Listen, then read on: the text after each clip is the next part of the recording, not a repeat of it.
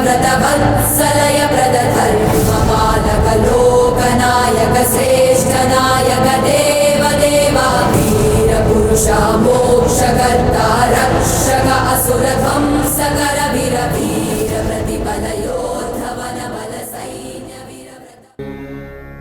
हे स्वामिनाथ करुणाकर दीनबन्धो श्री पार्वतीश मुख पंकज पद्मबन्धो श्रीशादिदेव गणपूजित पाद पद्म वल्लीसनाथ मम देहि करावलम्बम्। देवादिदेवनुत देव गणाधिनाथ देवेन्द्र वन्द्य मृदु पंकज मञ्जुपाद देवर्षि नारद मुनीन्द्र सुगीत कीर्ते वल्लीसनाथ मम देहि करावलम्बम्। नित्यान्नदान निरताखिल रोगहारिन् तस्मात् प्रदान परिपूरित भक्तकाम श्रुत्यागम प्रणव वाच्य निज स्वरूप वल्लीसनाथ मम देहि करावलम्बम्। क्रौञ्चासुरेन्द्र परिकण्डल शक्तिशूल पाशादिशस्त्र परिमण्डित दिव्यबाणे श्रीकुण्डलीश धृततुण्ड शिखीन्द्रवाह वल्लीसनाथ मम देहि करावलम्बम्।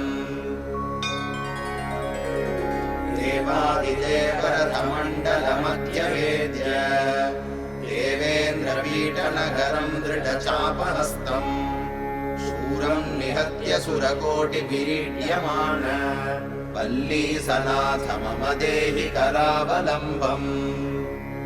हारादिरत्नमणियुक्त किरीटहार केयूरकुण्डलसत्कवचाभिराम हे वीरतारक जयामर वृन्दवन्द्य वल्लीसनाथ मम देहि करावलम्बम्। पञ्चाक्षरादिमनुमन्त्रित गाङ्गतोयैः पञ्चामृतैः प्रमुदितेन्द्र मुखैर्मुनीन्द्रैः पट्टाभिषिक्त हरियुक्त परासनाथ वल्लीसनाथ मम देहि करावलम्बम्। श्रीकार्तिकेय करुणामृतपूर्ण दृष्ट्या कामादिरोग कलुषीकृत दुष्टचित्तम् भक्त्वा तु मामवगलाधर कान्तिकान्त्या वल्लीसनाथ मम देहि करावलम्बम्। ब्रह्मण्यकरावलम्बं पुण्यं ये पठन्ति द्विजोत्तमाः ते सर्वे मुक्तिमायान्ति सुब्रह्मण्यप्रसादतः।